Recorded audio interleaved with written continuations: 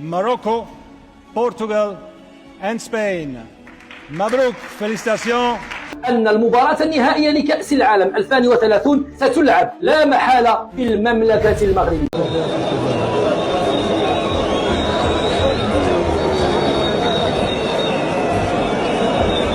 دوائر المغرب.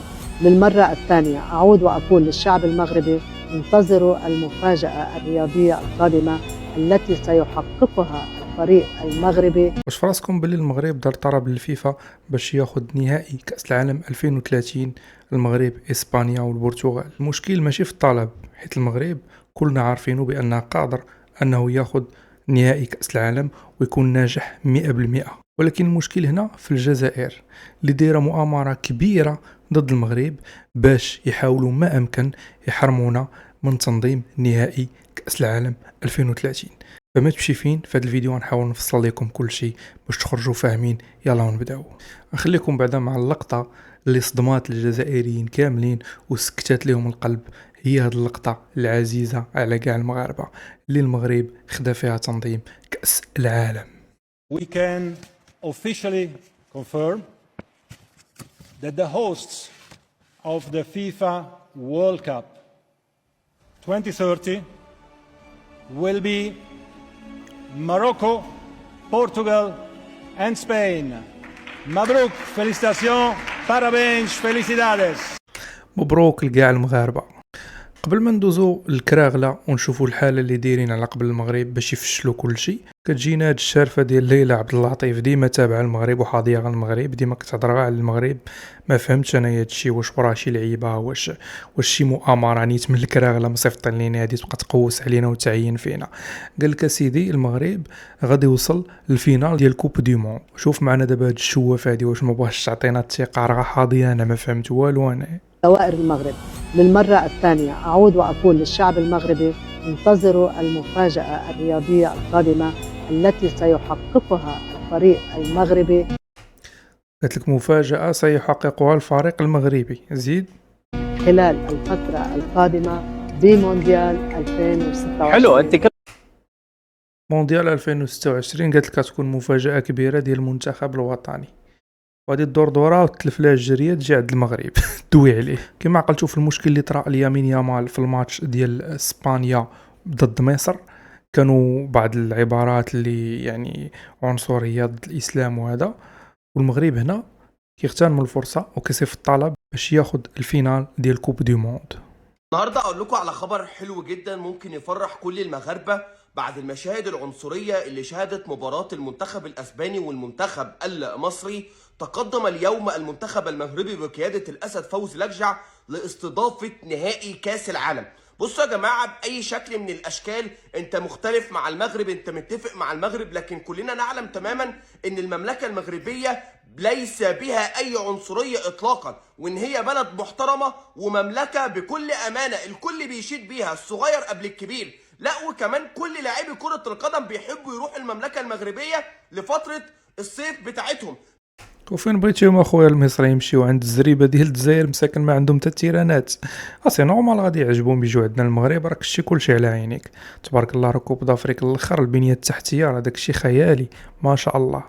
فبالتالي دلوقتي المغرب بيحط ايده وبيحط القبضة ايده على نهائي كاس العالم. نهائي كاس العالم طبعا رئيس الاتحاد الاسباني طلع وقال لك لا انا هستضيف انا البطوله، لا النهائي يكون عندي. ازاي النهائي ما يكونش عندي؟ النهارده فوزي لكجع تقدم بمستندات رسميه بتوضح حجم العنصريه القوي. سالينا عندنا تبارك الله ميسي الخوت رئيس الجامعه ديالنا تبارك الله عليه، هو اغتنم الفرصه، هو دفع الطلب ديالو، وان شاء الله الفينال غادي يكون في المغرب. واجيو تشوفوا معايا الحريره فين كاينه والروينه اللي دايره الزريبه ضد المغرب، وما خلاو ما داروا قلبهم غيسكت، شداتهم السخفه. قال لك والو المغرب ما بغيناش يشد الفينال ومع ذلك غنشدوا. المهم اجي نشوفوا الزريبه شنو داروا. هذا خوتي الماتش اللي لعبات اتحاد العاصمه ضد اسفي الى عقلتوا عليه الاسبوع اللي فات. في هذه الصوره هذه كتشوفوا القنصل نزل للتيران. اصلا القنصل ما خصوش يكون في التيران، ما عندوش علاقه بالرياضه، ما هو رئيس الجامعه، ما هو مسؤول في الجامعه ديالهم حتى شي حاجه، ما عندوش علاقه. نازل للتيران علاش؟ شوفوا معايا اللقطه. هو غادي يدير المجهود باش يحاول يقنع اللاعبين يخرجوا من تيران باش يفشلوا هذاك الماتش، وتسمى ان المغرب عندها مشاكل ويخسر الصوره ديال المغرب. علاش؟ حيت هما كيضربوا على الفينال ديال كوب دي موند ما بغاوناش ناخذوه، اما بداو دابا في الخدمه ديالهم والمؤامره الجزائريه.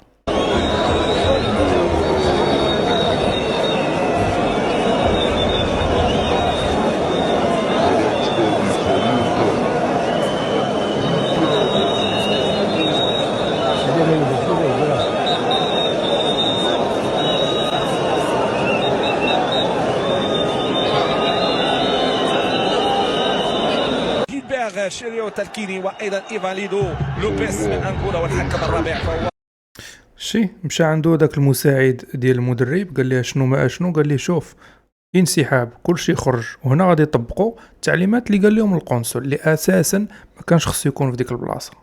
الحاجي محمود. لحظات وسنتابع اللحظات وسنتابع الانطلاقه بالنسبه لفريق الحاج. حتى ولا كيضرب اللعابه كاع والله الا دايرين الضحك في راسهم هاد الزريب، والله الا دايرين الضحك في راسهم هاد الكراغله. رئيس الجامعة الملكية الإسبانية لكرة القدم السابق لويس روبياليس يصدم الإسبان ويفجرها على برنامج تشيرينغيتو، يقول أن المباراة النهائية لكأس العالم 2030 ستلعب لا محالة في المملكة المغربية. نخليكم الخوت مع واحد اللقطه، ها هو واحد منهم الجزائري منهم، سمعوا مزيان الهضره اللي غيقول هنا غتعرفوا المستوى اللي وصل ليه المغرب. انا كجزائري يعني ولو انني ما نكذبش عليكم تنظيم هذا راه صحفي ورجل سياسي. المونديال بالنسبه لي هو في المغرب هو مصدر فخر لنا، احنا توس دي نور افريكان، وهذه هذا هو طبيعه الانسان نتاع شمال افريقيا.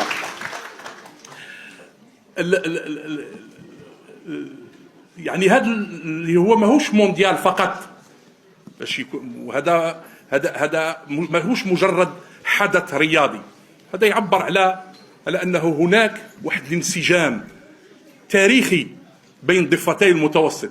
احنا كنا نحوسوا باش يكون انسجام بين دول شمال افريقيا نورمالمون، كرانا حنايا كبلد يعني جار وشقيق للمغرب نكونوا 2-2 الاسبان البرتغال الجزائر المغرب، بصح النظام الجزائري الله يهديه ما عندوش حسابات نتاع العقال يعني الكبرانات اللي حاكمين الزريبه ديالكم اللي مختلين عقليين ما كيفكروش بعيد. هو واحد صحفي ورجل سياسي وفاهم اللعبه وفاهم المصلحه البلاد فين كاينه، وانتوما يا المعقدين بيا المحساده بغيتوا تبقاو دايرين ديك ما غتصوروا والو، نتوما اللي خاسرين. شفت حوار ان المغرب عاوزه تنقل نهائي كاس العالم 2030 عندها؟ ما شفتوش؟ طب تعال المغرب عاوزه تستضيف نهائي كاس العالم 2030 عندها في المغرب، عشان المغرب والملاعب المغربيه ما فيهاش حالات العنصريه اللي حصلت في ماتش اسبانيا ومصر. طب اشمعنى المغرب اللي تقول عاوزه تستضيف نهائي كاس العالم؟ عشان المغرب من الدول المستضيفه لكاس العالم 2030، المغرب واسبانيا والبرتغال، والمفروض ان ماتش النهائي ده هيتلعب في ملعب ريال مدريد في اسبانيا، فتفتكر هيتم نقل الماتش للمغرب ولا هيفضل في اسبانيا؟ دابا غادي نوريكم واحد المحلل عندهم في القناه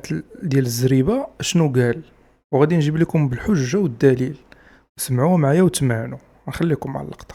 شوف الجمهور واش عاناوه، راحوا من كازابلانكا حتى الاسفي 4 سوايع في الحافله، من كازابلانكا حتى الاسفي دينا لهم كيران كليماتيزي داكشي واعر وزوين. قال لك لا، من كازا الاسفي جبتوا لنا حافله. وشنو مثلا بغيتونا نجيبوا لك صواريخ ولا طيارات؟ لا واقيلا خصنا نجيبوا للجمهور ديالكم طيارات جيت بريفي ياك يهزوهم من كازا ويحطوهم في اسفي في وسط التيران، واقيلا هادشي اللي بغا. والله الا هزيلات. كملوا فوق اسفي كاين غير فندق واحد صغير خصوه للحكام. في اسفي كاين فندق صغير واحد خصوه للحكام.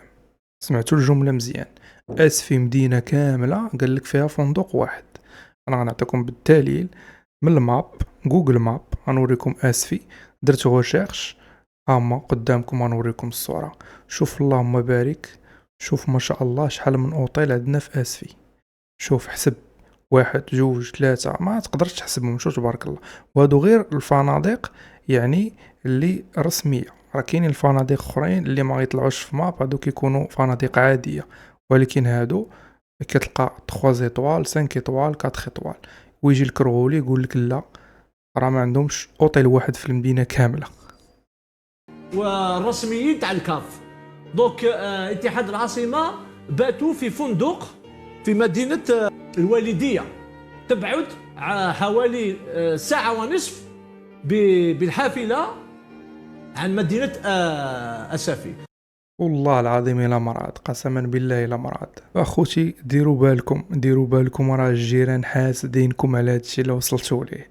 خليوا لي الراي ديالكم في لي كومونتير، راني غنجاوب عليها واحد بواحد. ما تنساوش لايك الفيديو باش يطلع اكبر عدد من المغاربه باش يديروا اتونسيون من الحساد.